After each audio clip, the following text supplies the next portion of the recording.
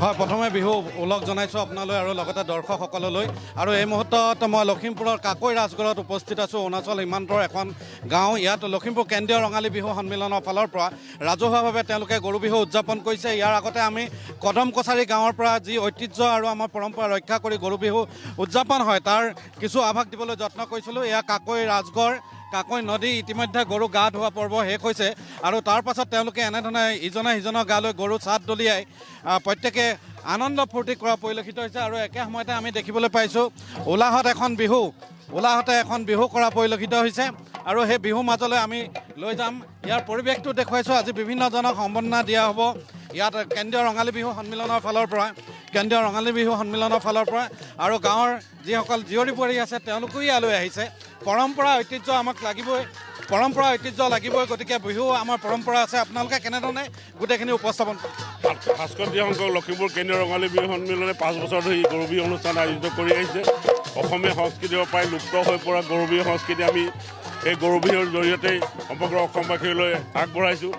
লখিমপুৰ কেন্দ্ৰীয় ৰঙালী বিহু সন্মিলনে আজি কাকৈ ৰাজগড় দলঙৰ সমীপত ৰাইজৰ সহযোগত এই গৰু বিহু অনুষ্ঠান আয়োজিত কৰিছে। ইতিমধ্যেই আমাৰ চাহ শ্ৰমিক বনুৱাসকল সকলো ইয়াত উপস্থিত হৈছে, স্থানীয় ৰাইজ উপস্থিত হৈছে। গৰু বিহুৰ প্ৰতিটো পৰম্পৰা ইয়াত আগবঢ়াই নিয়া হৈছে।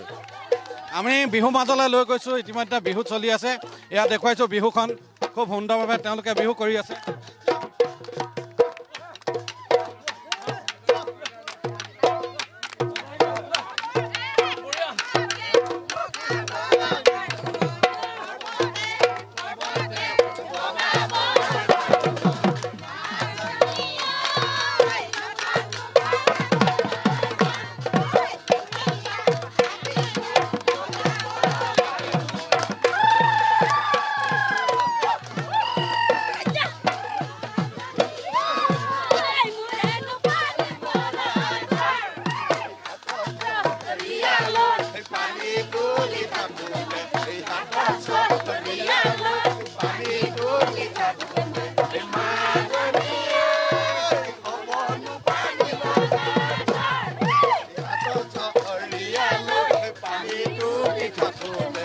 ঐতিহ্য আৰু পৰম্পৰা ৰক্ষা কৰি লখিমপুৰ কেন্দ্ৰীয় ৰঙালী বিহু সন্মিলনে বিগত 67টা বছৰে সগৌৰৱে লখিমপুৰৰ সমাজ জীৱনক একত্ৰিত কৰি এই কেন্দ্ৰীয় ৰঙালী বিহু সন্মিলন উদযাপন কৰি আহিছে।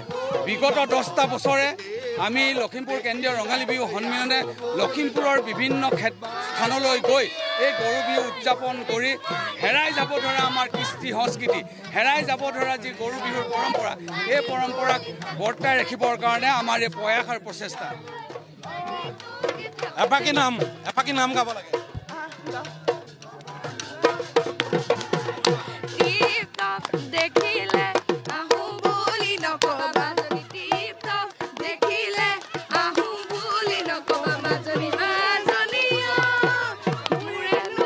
আৰু এয়া লখিমপুৰৰ পৰা আমি আপোনালোকক গৰু বিহুৰ পৰিৱেশ দেখুৱালোঁ।